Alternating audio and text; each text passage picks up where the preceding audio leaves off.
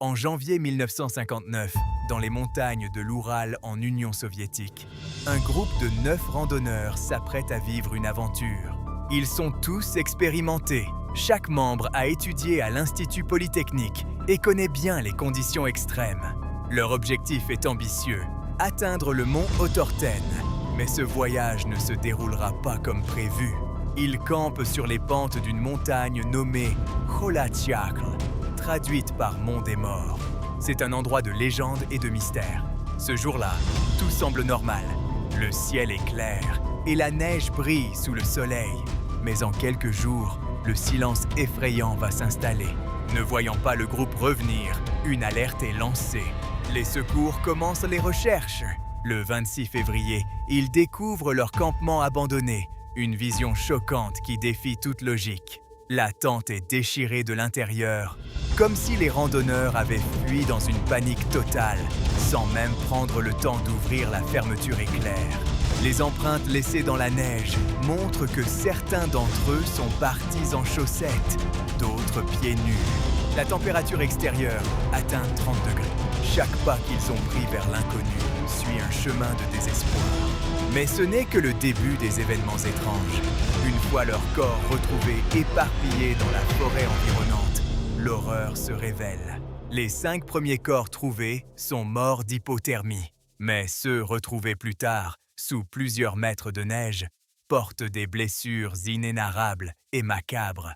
Certains présentent des traumatismes internes graves. Des côtes brisées et des fractures crâniennes massives sont observées sans marque extérieure sur leur corps, laissant penser qu'ils ont subi une pression immense ou un choc inexpliqué.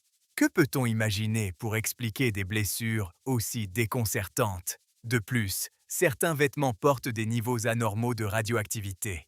Cela soulève encore plus de questions. Pourquoi ces niveaux de radiation? Personne ne sait vraiment comment cela a pu se produire. Ajoutons à cela l'absence d'organes chez certains cadavres, tissus mous manquants tels que la langue ou les yeux, ce qui alimente toutes sortes de théories farfelues autour de cet incident tragique. L'enquête officielle conclut finalement que les randonneurs auraient péri à cause d'une force irrésistible inconnue. Ce constat laisse perplexe et ouvre la porte aux spéculations diverses. Certaines personnes avancent l'hypothèse d'une avalanche de plaques qui aurait pu toucher le groupe alors qu'ils dormaient dans leur tente. Mais pourquoi donc fuir ainsi sans chaussures ni protection? D'autres affirment qu'il y avait des essais militaires secrets dans la région à ce moment-là.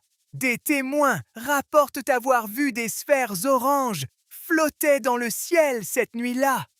Est-ce que ces objets mystérieux ont joué un rôle? Et puis, il y a aussi la théorie des infrasons surnaturels créés par le vent soufflant sur les sommets enneigés, produisant des ondes sonores inaudibles mais capables de provoquer une panique suffocante et inconsciente chez ceux qui étaient en là. Malgré une réouverture de l'enquête en 2019 ayant pointé vers une avalanche comme explication potentielle, beaucoup d'experts pensent toujours que cela ne couvre pas toutes les anomalies, comme la radioactivité ou encore la nature singulière des blessures internes.